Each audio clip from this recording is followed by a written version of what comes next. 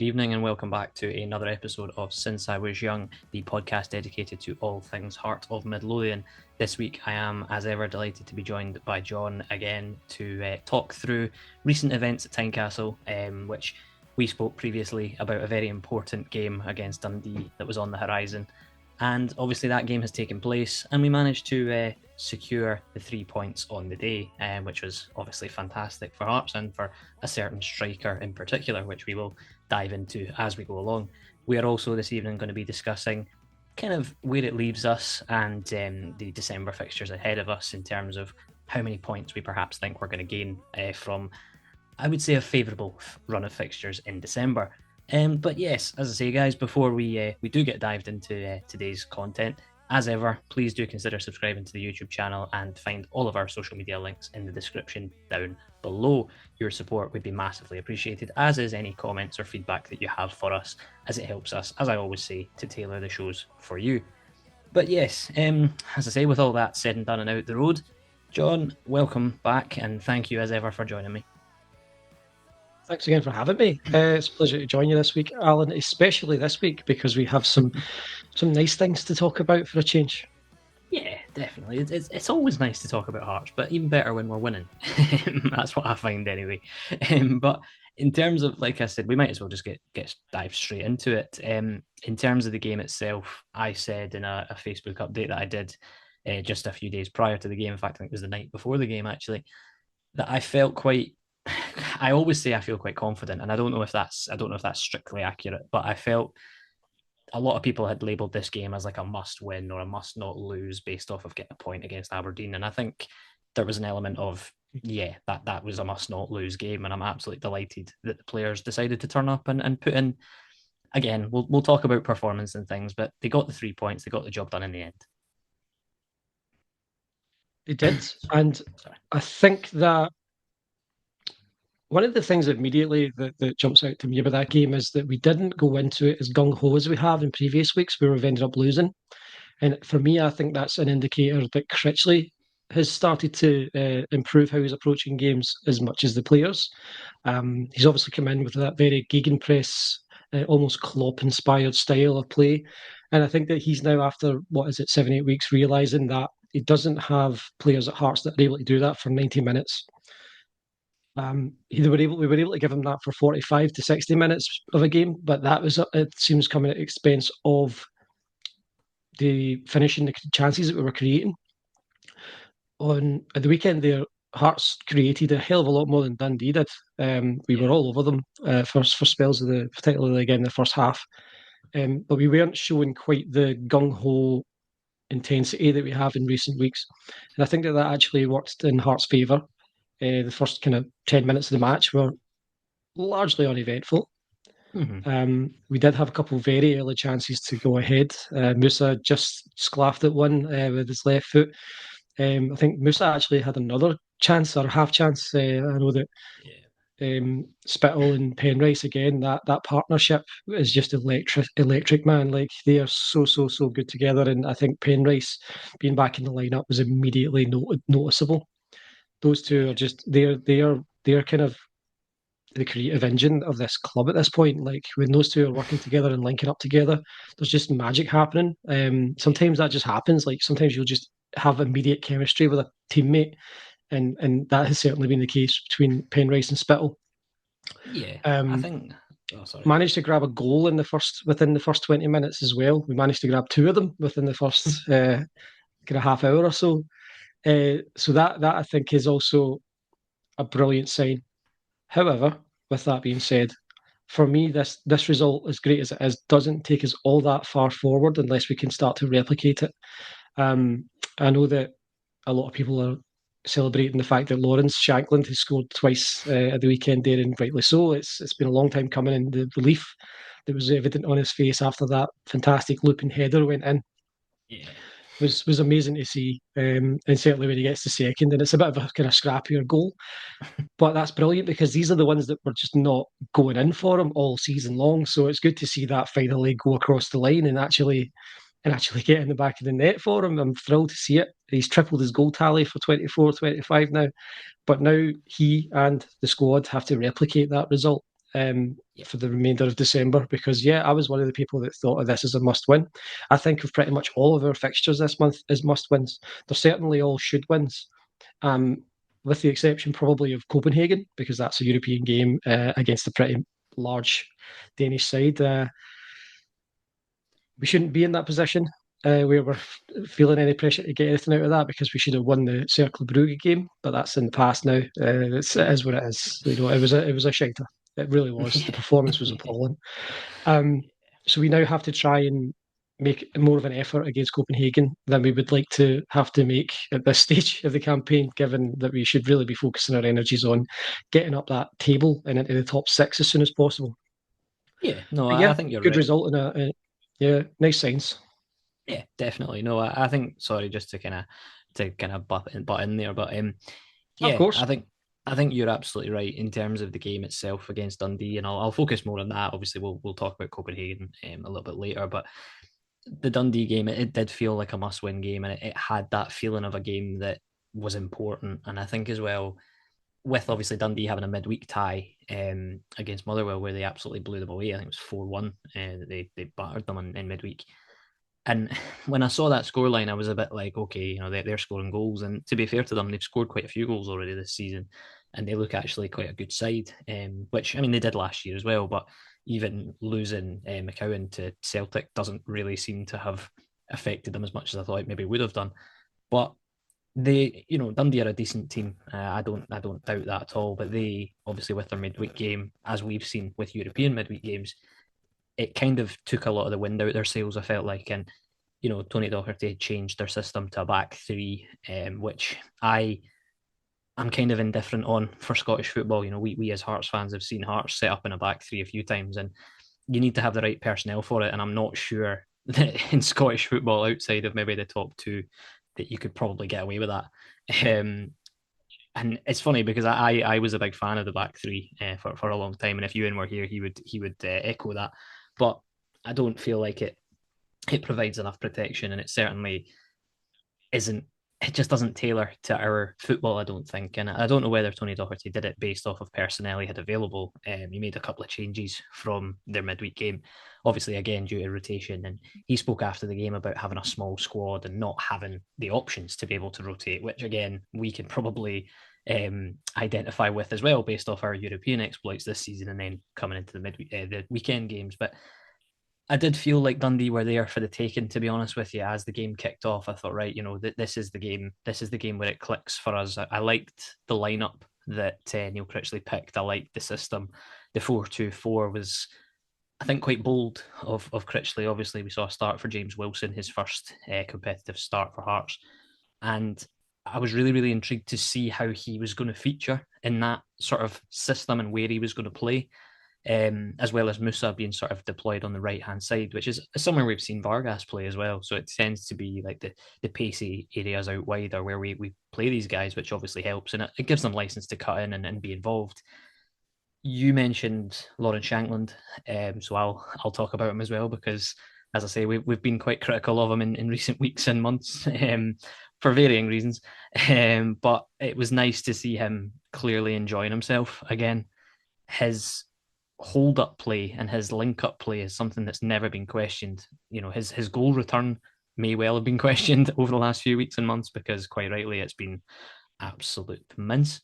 But his ability to hold the ball up and his ability to bring his teammates into play is something that you can't question, which is important for him. But yeah, I think the system and the shape that we played, it went out as a 4-2-4, but it kind of became a bit of a 4-2-3-1 with Shanklin kind of dropping deep and allowing Wilson to just sort of float about in front of him, and Musa obviously cutting in off the right hand side. The only sort of, I mean, I could go into it, but I wasn't sure how Wilson was going to feature. But Neil Critchley's spoken a lot about him being that guy that sits on the last defender and stretches defenses and breaks lines, and that's how Neil Critchley sees Wilson's kind of development. And I think that makes a lot of sense because he's still a young lad. He doesn't have the physical attributes to be that kind of hold up boy. He's not. That's not his game. He doesn't have that in his locker at the moment. Who knows? He may well develop that over time. But utilizing him and playing to his strengths was important, I felt like. And It was interesting when Neil Critchley was asked after the game about starting James Wilson. It might have been before it, when he was asked about it, and he said, I just had a hunch that this was the right kind of game for him to feature. And I felt like that shows that, obviously, I mean, we know that Neil Critchley does his homework on the opposition, and I think you spoke about it in one of our last episodes when we were talking about the Jamestown analytics, and you'd mentioned the opposition scouting that kind of comes with that. So I wonder if that's played a part in that particular decision in Neil Critchley's kind of selection of these players. But you're right, it wasn't the typical gung ho start that we've seen from Hearts. It felt much more measured. It felt much more controlled. We did have some early chances, as you spoke about, but there just felt like a confidence in the team. And I think when you consider recent results, it's good to see that confidence despite the results not being great. The performances have been there, and we spoke about this before. It's that feeling of deja vu of, oh well, there's another missed opportunity and another missed opportunity. Against Dundee, they took the opportunities that they had because they knew they would get them, and it was really, really good to see, like you say, the header from Shankland, the looping header. We've seen that finish from Lawrence Shankland countless times. That header where he heads it back across the goal, beyond the goalkeeper, sends it back where it came from. Obviously, it helps that the delivery was sensational. But we have seen that Lawrence Shankland header plenty of times. And even the second goal that you said was scuffed into the back of the net. And I totally agree. When your luck's in, it's in. And certainly, I think Shankland had a bit of luck on that one. But again, those are the sorts of goals he's been scoring in the past because he's always been in the positions to get them.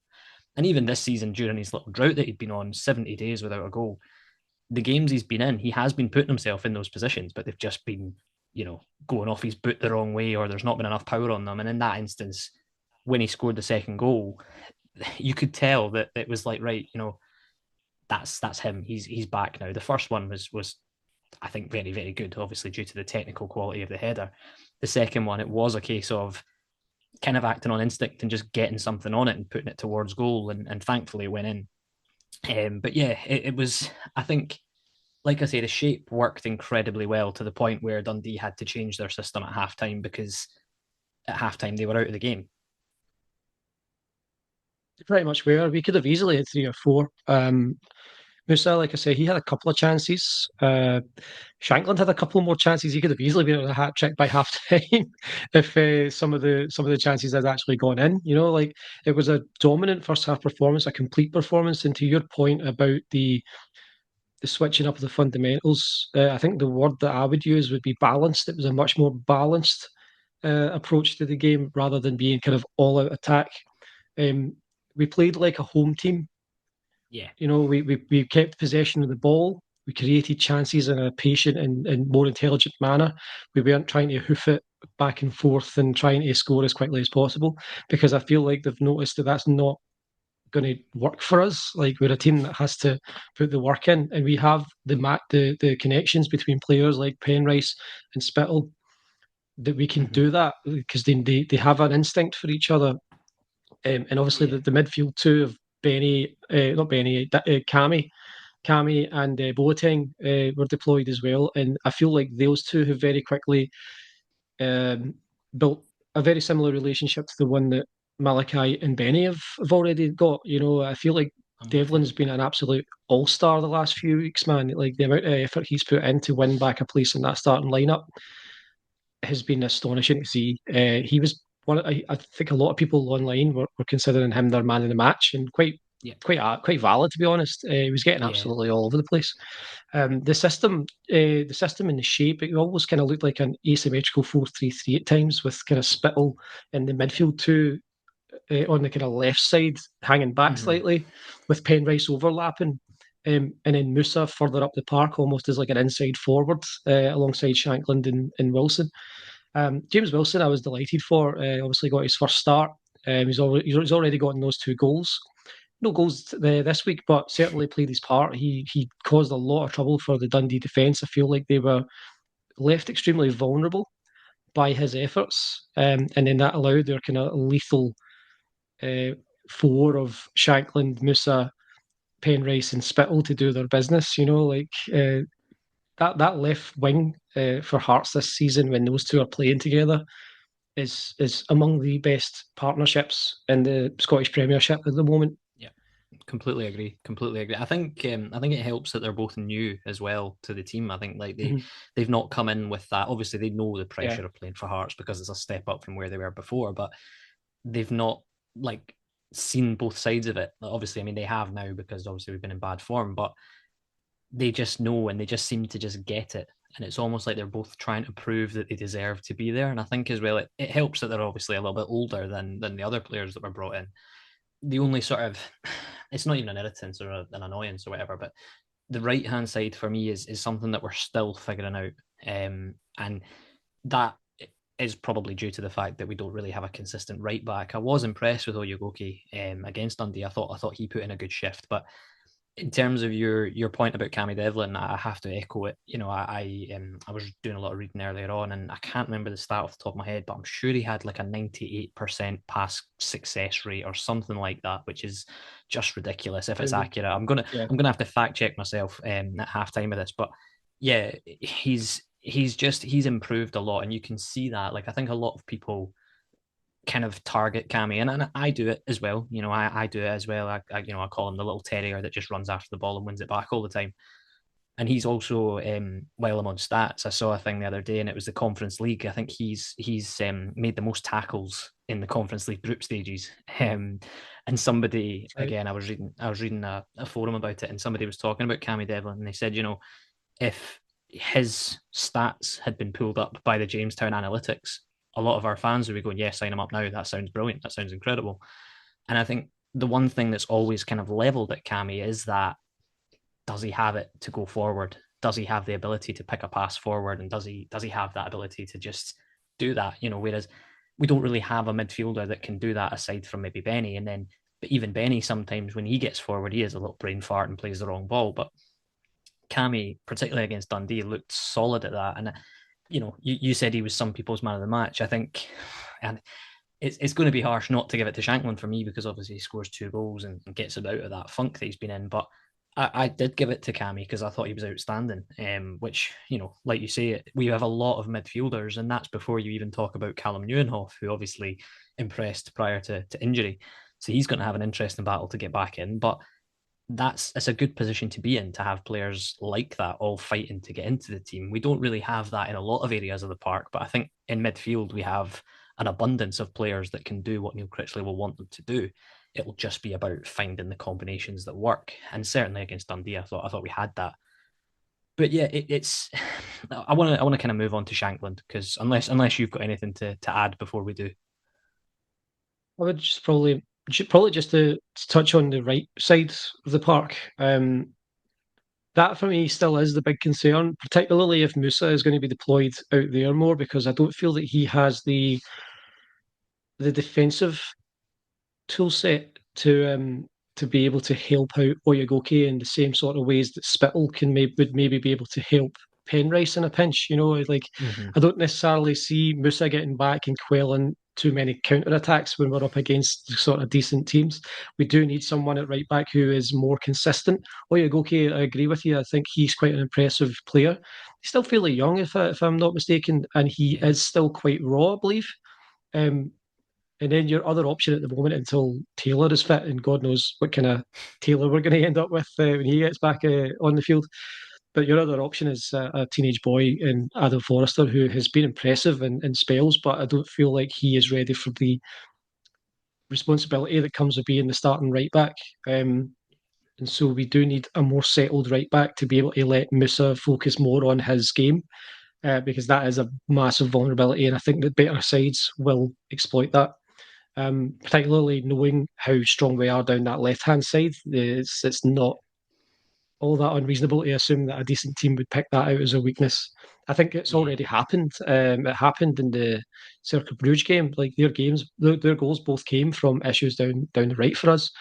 Um, it's definitely a big concern, but overall, not the best performance necessarily of the year. Weirdly, um, but certainly not the most energetic, but certainly the most complete and the most balanced. Great to see Shanklin back on the score sheet.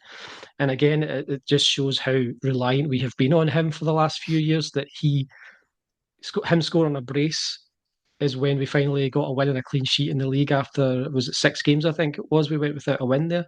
Yeah. Um, we need them. We definitely need them to keep that up. Brilliant Oh, stuff. definitely, definitely. And a I think Craig you're and right. a Craig Gordon clean sheet. His 100th. I think I should mention that. I should also mention that this Christmas tree was put up by a 4-year-old boy. So just so you can, just It's to very. I'm a big fan. I'm a big fan. You can see the lack of Christmas in this room, but it's the one room it's the one room in yeah, my house that doesn't have Christmas yeah. things in it. But no doubt there'll be a tree Aye. somewhere in the background at some point. My But yeah, lovely son decorated it the other day. That's why it looks like it does. I didn't do this. It's not me. I think it looks great. I think it looks brilliant. Tell him I said so. Will do. But yeah, I think you kind of spoke about Craig Gordon's 100th clean sheet, and I don't think the defence will have ever had an easier afternoon, to be honest with you, for him Of to course I get did, that. Alan. Of course you did. Why we can't go an episode without praising Craig Gordon, No. even if he's not playing. I'd be praising him for sitting on the bench. He's I mean, just a it's really the only reason I'm here. I'm only ever here to talk about Craig Gordon. I'm just sitting here twiddling my thumbs until we get to the Craig Gordon part. well. I mean, the floor is yours. The floor is yours. I'll give you time at the end, Yeah, like we did previously. I'll yeah. give you time at the end. Just to quickly say, congratulations to the greatest of all time. 100 clean sheets. It's a lot of clean sheets. Definitely Um, is. It definitely is. it's just Pardon me. another day at the office for the legend that is Craig Gordon. Yeah, I'm with You you. were going I'm to with say, you. sorry. No, I'm totally on board. I let you go with that one. But I will say, like the defence, obviously, we saw the injuries against Aberdeen to Kent and Kingsley. Sadly, Stephen Kingsley, I would suggest may well be out for the remainder of the season, because for them to suggest it's going to be months and Yeah. they've not specifically said that's the season done and dusted, but it's kind of been implied uh, for the need for surgery, etc., on a hamstring injury. So not the best of news about Stephen Kingsley, but like we said, we've been praising James Penrice, and quite rightly so. So, that left back position is very much his, allowing Salazar to just sit on his Instagram on the bench. But yeah, in terms of Frankie Kent, there was a hope that he might be back for Dundee, but he wasn't selected. I think it was more kind of a precaution from Neil Critchley. He said as much after the game. He said, he just hadn't quite trained enough to be able to be included, and he's probably got one eye on Copenhagen, to be honest, rather than that. I was going to But the say man, the right decision, I think, by Critchley to rest Kent, because the worst case scenario there would be for him to re-injure himself and end up worsening it, and then potentially you're looking at a Kingsley situation for him, because I think yeah, that Kent is very much he's much higher up in the pecking order than Kingsley is these days. yeah, I do feel for Kingsley, but he's not what we would consider either of the starting centre back or the starting left back anymore. He is very much a squad player, and his absence from the squad will be felt. But Kent in a situation like that would have been a disaster scenario. So I think it was yeah, definitely the right idea to be prudent and rest Kent for Dundee. yeah. And I think kind of wanted to sort of take it around to the man that came in to replace him, and obviously came off the bench against Aberdeen and slotted in and did a very very good job, and that is obviously Halkett. He started against Dundee, and listen, I've been one of these people that's been rather critical of Craig Halkett over, and I feel like I've been quite critical of a few of our players over previous months, but I think that tends to be the case when you're not getting results. You kind of find flaws in things. But I saw an interesting This is what post. happens, Alan, when a collective of human beings shit the bed miraculously over a period of many months. Let's Fair. not kid ourselves here, right? Hearts have been atrocious this season on the whole. They have not been getting results. At the back, we have been leakier than my first flat. It has been atrocious at times. Let's not act like they're out of jail, because we are still sitting second bottom in the Yeah, league when we should be at minimum a top four team. yeah, But no, yeah, like definitely. yeah, I, we have been, as you say, slightly critical of certain players over the last few months. yeah, I think Halkett for me though, like I say, he came on against Aberdeen and looked assured. And then he's obviously started against Dundee. And although they didn't have a great deal to do, I thought everything that Halkett did, he did it in the typical Craig Halkett way. And I saw a post, and this is kind of, I want to just put this out there, and maybe people can put their comments in and see what they think, or share their thoughts on the socials, etc. I saw a post, and I can't remember it word for word, but effectively it went along the lines of Craig Halkett is our best centre back when fit, and it kind of got me thinking. And I'll keep it brief in terms of my thoughts on it, but in terms of a right-footed centre-back, Halkett is that man. He's not a left footer. That's Kai Rolls. And I think that, like you spoke about Kingsley's injury being felt, etc., only having one left-footed centre-back in Kai Rolls is an issue now. That's the one concern that I have. And hopefully we don't burn Kai Rolls out, because then we'd be in big trouble. So hopefully the Jamestown analytics are cranking up the algorithm as we speak, try to find us another centre back. I think Critchley kind of alluded to that potentially needing to happen in January due to numbers, or a lack of numbers in that area. But there's also, if I can just quickly cut in, of course, there's also been rumblings apparently of Rolls leaving, either in January or in the summer. There's apparently interest in Rolls. So if he were to be sold either in January or in the summer, then you're left with zero left-footed centre backs until Kingsley gets back. So yeah, like, it is a concern. We don't know. It's a very uncertain position.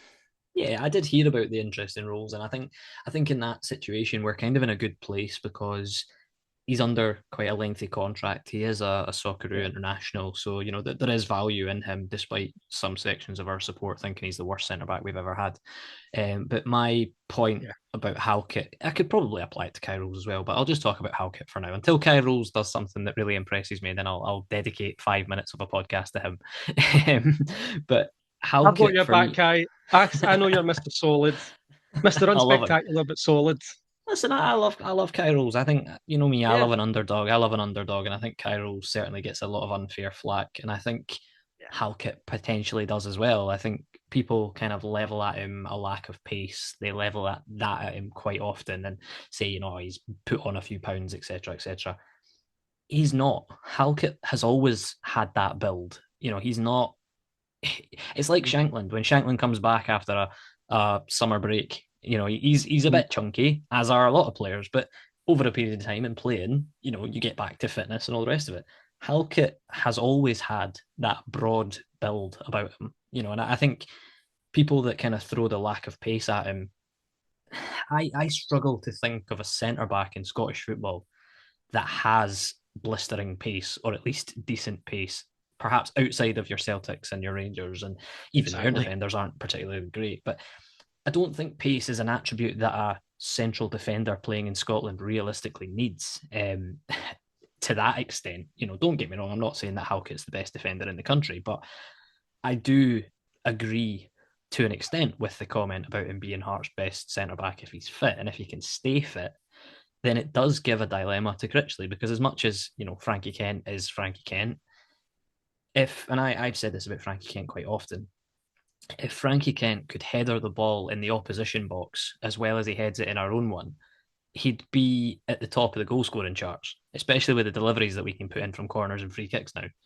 Halkett has that ability. I know he's not a clinical goal scorer, but he attacks a ball very well in the opposition box, and he's your typical no-nonsense defender. And I think they are a bit of a dying breed, that no-nonsense defender. But something that I kind of noticed, particularly against Dundee, was he's actually very good with the ball at his feet as well. And I think that is, again, something that kind of goes understated a little bit.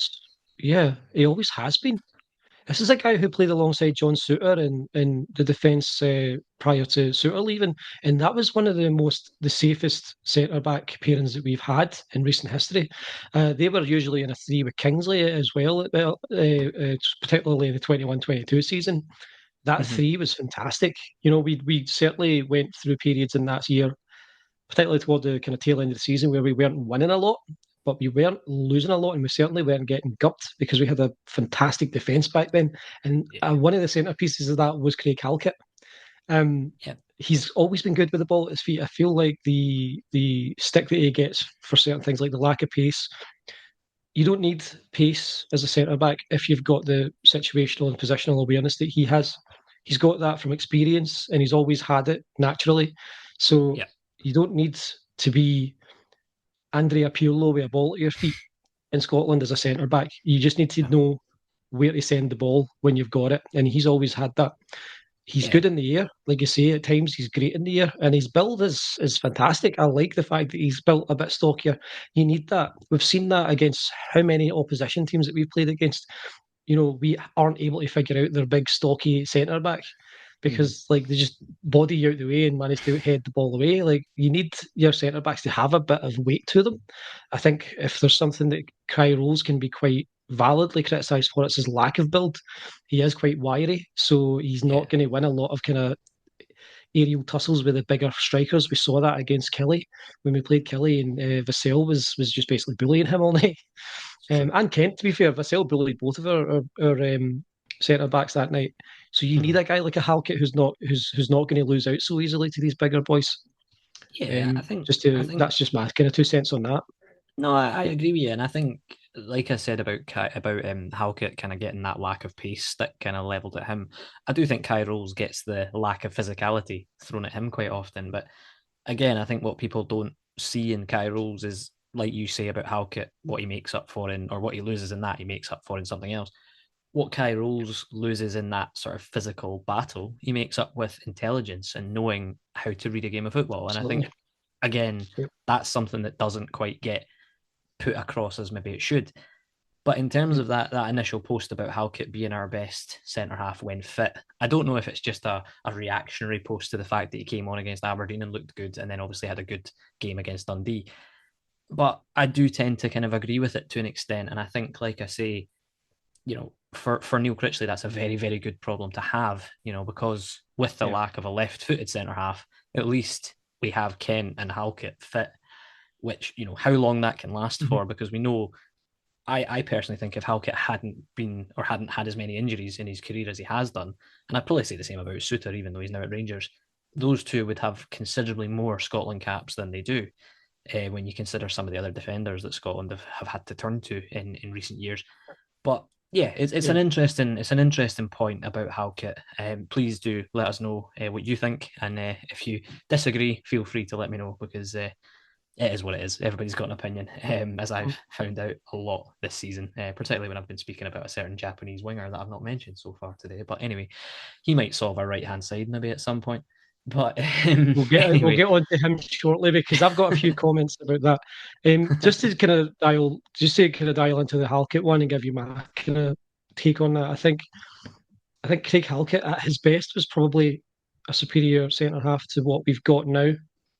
But being a football fan is a reactionary pastime. Every week, yeah, we change our minds. It's just part of completely. being a fan. I think that it's way too early to say whether he is still at that kind of level. Yeah. Early signs are very positive. He's played a game and a quarter, maybe like a game and a half, Mhm. roughly. He's had like one start since September, so I think it's far too early to make any sort of judgment on the kind of player that he is now. What I do think is that he could well prove our saviour defensively, whether that be as a regular starter or just as a reliable squad player. Mhm. Based on early evidence, it is great to see him back in the mix because we need that. We need somebody who's got experience in command and, like I say, a wee bit of everything like he has. And whether people will agree that he has a wee bit of everything or not is irrelevant. I think that he's shown over a number of years that he is quite capable of being a complete defender at this level. Yeah. He's better than a lot of your team's best centre half still at this point, and Yeah. he is probably, if he can get back to his best, I would say he's easily a better centre half than either Kingsley or Rolls. Frankie Kent is a fantastic centre half, though, so I don't know that I would necessarily put Yeah. Halkett now over Kent. I would put Halkett 3 years No. ago over Kent in a heartbeat. Yeah. Can Halkett get back to that? It's too early to say, but early signs, like I say, are very positive. Mhm. So I guess my answer is I don't know. I like it. I like it. We'll leave it there, and we'll kind of Yeah, move on to the last point I want to make about the Dundee game, and obviously it's centered around our captain and striker Lawrence Shankland. He obviously got 2 goals, as we spoke about. He did a press conference after the game, and he spoke about kind of the last sort of week that he's had as a Hearts player, and the relief of the fact that he's obviously broken that duck that he had of 70 days without a goal. He came across very well in the press conference that he gave, and he was very he did. upfront and very honest about what the last few days have been like for him, particularly obviously since the Bruges game, where he was abused from the stands by away fans, which I thought was absolutely ridiculous. But again, like you say, football is a football fans can be incredibly fickle, and probably the same fans that were abusing him in the stands in Bruges we're celebrating him scoring 2 goals at Tynecastle against Dundee. So I'm not going to give the abuse that he received from the fans too much coverage, because I don't really think it warrants it. But what I really Fans liked that night was, in general, the fans that night in general were their behaviour was despicable in general. yes, That yeah, is one of the worst Hearts crowds that I can remember hearing. I wouldn't yeah, have wanted to be if I had been there and that crowd had been that bad. I would have probably left at half time because it was disgusting. The yeah, sectarian chants, especially, there's no place yeah, for it in the 21st century.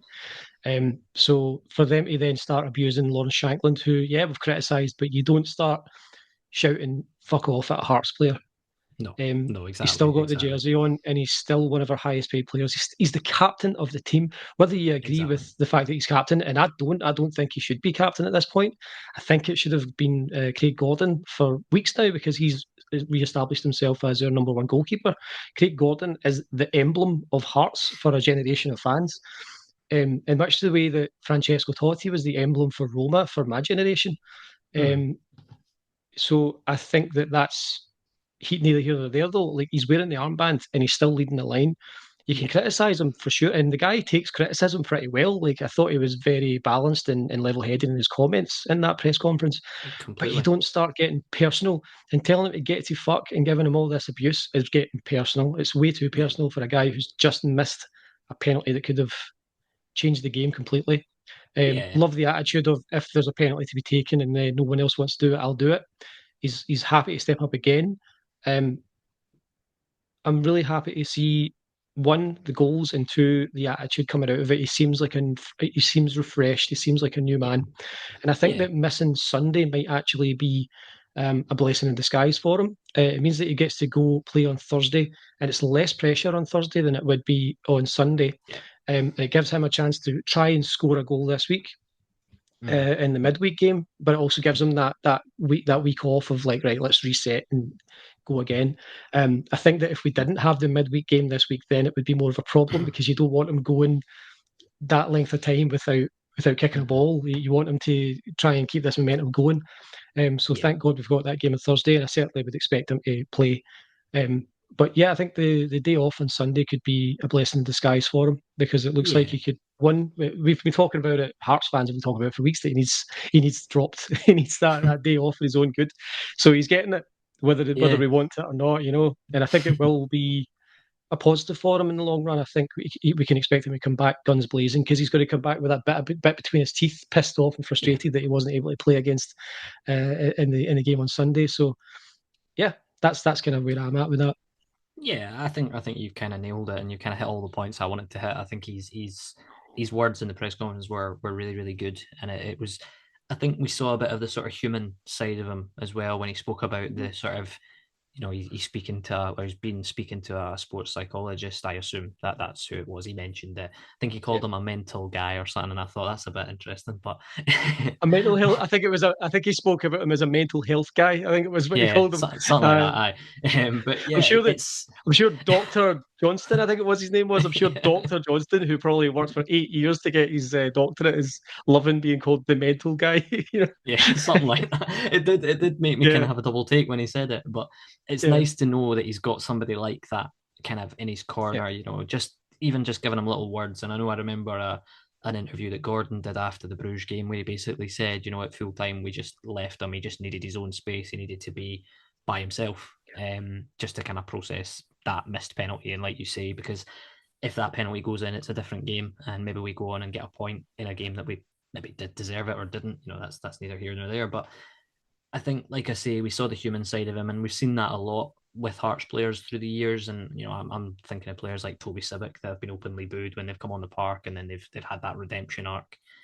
And hopefully, like we say, the 2 goals from Shankland can give him that sort of bit to get him going again. And here's hoping, because a fit and firing Lawrence Shankland, we will not be 11th in the table for much longer if that is the case. We've seen him carry us for the last 2 years, so let's see what he can do now that he's back in amongst it. But it certainly kicked off our December in the best possible way with picking up 3 points against Dundee, and it takes us nicely into the game in midweek against Copenhagen, the Europa Conference League, our second to last game. I think it'll be a tough one. I'm not going to lie. I think Copenhagen were the pot one side in our draw. So on paper, you would suspect the toughest side that we're going to face in this stage of the competition. They are currently leading the Danish league. I can't remember the points gap that they've got, but they're certainly ahead, and they're into their domestic cup semi-final, I think it is, or even potentially the final at this point. They're a good side. There's no denying that. It's going to be very, very tough, and I think going over there, I think one of the positives that I will say is that Copenhagen have given us an entire stand, 3,000 fans expected, so that should add to the atmosphere. Hopefully, they are a little bit better behaved than they were in Bruges, as you said. I'm not going to give that too much more because I think you summed it up absolutely perfectly, and people like that don't deserve coverage. So hopefully in Copenhagen, maybe they missed their flight or anyway, but we'll see. In terms of Copenhagen themselves, they do have some rather recognisable names and familiar names within their ranks. They have El Yunusi that used to be at Celtic, tricky winger, quite pacey from memory. They also have Thomas Delaney, who is a seasoned international for Denmark. And they have a certain Jordan Larsson, who plays up front for them, the son of Henrik Larsson, unfortunately. So I do think it'll be a tough game. I think, I've spoken a lot about Conference League games being sort of free hits and kind of bonuses. We're at the stage now where, yes, this is still a free hit. This is still a bonus because it's an away game. But after this, we do just have the one game left. And okay, on paper, that last game is the most winnable game that we've got in the competition. But we're Hearts. Anything is possible. But I'm thinking about, the trip to Copenhagen and going over there. It will be a difficult tie. And because they have such a gap at the top and they are kind of streets ahead of everybody else, they have had time to kind of focus on us, and they've taken their foot off in league games recently because they're focusing on the Conference League, because like us, they are one positive result away from pretty much securing qualification. And they'll be looking at the tie against us as the game to do that. So I don't know what your thoughts are in terms, and I'm not going to ask for predictions, etc. But I mean, feel free to give me one if you want, but I'm certainly not going to put one out there. Although I did predict a 2-0 win against Dundee, so I should hope to try and continue. I should hope to be continuing my successful rate of predictions, or I just retire on a high from that particular game. I think I'll probably choose that option. But we are going into the game against Copenhagen as the underdog, without question. But it'll be interesting to see how we play. It's going to be very interesting to see how we play in a game like that. It's going to be a massively different story from the Dundee game. We're not going to have the majority of the ball. You've just rhymed off three very high quality players that would probably fall into your starting 11 on any given day. The fact that it is away from home as well is not filling maybe too much optimism. I think we are going to need to put all our eggs in the Petro Cup basket, to be honest. I'll give you a prediction. I think Hearts will lose about 3-1. I'm going to say 3-1 Copenhagen. I'm going to say Shanks to score again, though. I'm going to say that he keeps up the momentum and gets that goal. But I don't see us. I consider us pretty much powerless to stop them, frankly. They haven't had to be at their best in their 12 unbeaten in the league at home, and they're going to be at their best on Thursday. So yeah, I don't see us getting anything out of it. I would be thrilled to be wrong, and God knows I've been wrong before. But yeah, it's going to be a very, very tricky game, and ultimately we need to be focusing, like I've said previously a few times, on getting up the league table. And we can worry about qualification in the Europa Conference League when it comes time to play Petro Cup, because that's a game, like I said earlier, that is a should win. Not necessarily a must win yet, but it's a should win. We need to be beating a team like that. Copenhagen are a different story. They are a league leading side that have tremendous players. El Yunusi is a great player, as we know from his time at Celtic. Don't think the apple's fallen far from the Larsson tree, unfortunately. I think Larsson has shown early signs of being another fantastic player. And Delaney is a really good player as well. So it's going to be a great occasion, and I hope that the fans do enjoy it in a well behaved manner. But I hope that it's a fun trip. I just don't see it being a great result for us, unfortunately.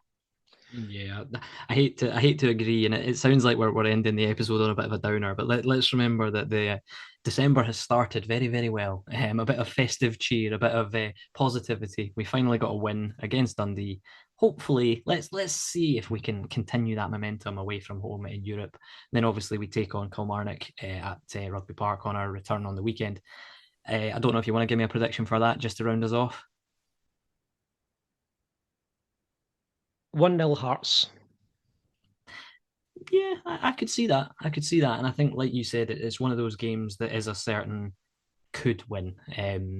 Yeah. The away games that we've got are quite tricky. Kilmarnock away is not going to be Yes. an easy place to go with the surface, etc. And I think that's kind of where my Craig Halkett worries kind of surface again. So if Frankie Kent is brought back in for that game, I certainly would not complain. But yeah, it's going to be a very, very intriguing trip to Copenhagen. And then obviously the Kilmarnock tie will take care of itself. And hopefully we can start to make some ground on the teams above us domestically. Because as you say, and as we've said many, many times on this podcast this season, that is our bread and butter. The Conference League is very much a bonus. If you are travelling to Copenhagen, please do behave yourself, because I can't be dealing with headlines about sectarian nonsense. Because yeah, like we've touched on, and I'm not going to go into it too much. There is no place for it. We are not that team, so let's not do that. Hopefully, fans are singing the Lauren Shanklin song from the terraces again, rather than abusing them, because that would certainly be warranted. But yeah, I think for this week we'll probably leave it there, unless there's anything you wanted to jump in with before I wrap it up, John. Just to reiterate my congratulations to the great Craig Gordon on his 100th clean sheet for Hearts. That's really about all I've got left. A good performance against Dundee, complete performance, balanced. Finally got that clean sheet and the victory. Shanks is back on the scoring sheet. There's plenty to look forward to. I don't feel like we have to always be looking over our shoulders at Hibs anymore. That result's kind of given me a renewed sort of optimism that we can still get out of this mess, because I think I've been a lot harsher than you have this season on a lot of the performances, and I feel like I kind of feel bad in that sense, because like it's never pleasant to be moaning about your club that much, but it just was an abysmal start. But it looks like things are finally turning around. I think Critchley is being vindicated as a fantastic choice, because I think his style of play and the way he's deployed a lot of certain players and the differences in how he's deployed them from how Naismith was doing at the start of the season. Just the fact that he's using Musa and Musa is doing the job just goes to show. The Critchley era, however long it's going to last, I think long term is going to be one that we'll look back on very fondly. So that's good. It's reason to believe again. It's reason to be optimistic. And I had a really great footballing weekend. Not only did Hearts win, but Roma gobbed the Lecce 4-1. So both of my teams are officially back. We're winning the league in Scotland, and we're winning the Serie A with Roma. It's going to happen. The comeback is on. I like it. I certainly like it, and I couldn't agree more with you in terms of your thoughts, just towards sort of Craig Gordon and all the extra bits and pieces, and a reason to be optimistic. I, like you, I'm not looking over my shoulder anymore because Hibs are laughable. So yeah, it's time to start looking up the table, and taking points off those above us is a good place to start. As I said, folks, thank you very much as ever for tuning in to us this evening and listen to us waffle absolute nonsense and heap praise on Craig Gordon, as we do every week, because the man deserves it. I feel like this has become a sort of customary outro where we just talk about Craig Gordon for 5 minutes and then the music comes in and we fade to black. But it's People like have got no one to blame. We've got nobody to blame but Ewan. If Ewan would just get back on the show, then they wouldn't have to deal with me every week. Not at all. Instead, well, hopefully... he's too busy polishing his Andy Halliday statue in the plaza, making sure it's just right. It's got to get the shine right. It's true. It's true. We'll have the Craig Gordon statue up next to him soon enough. Anyway, folks. As I say, folks, thank you so much for listening and joining us this evening. If you have any thoughts on any of the topics we've discussed this evening, please feel free to drop them in the comments and let us know what you think. As I said at the beginning, our Facebook, Twitter, Blue Sky, Instagram, all the links can be found down below. So please do check them out. Your support is massively, massively appreciated. And without further ado, we're going to wrap up there. So I hope you all have a good one. And as I said, those travelling to Copenhagen, please enjoy yourselves. And hopefully, despite our reservations, hopefully we can bring back a positive result. Anyway, take care. Bye for now. Thanks again. Bye-bye.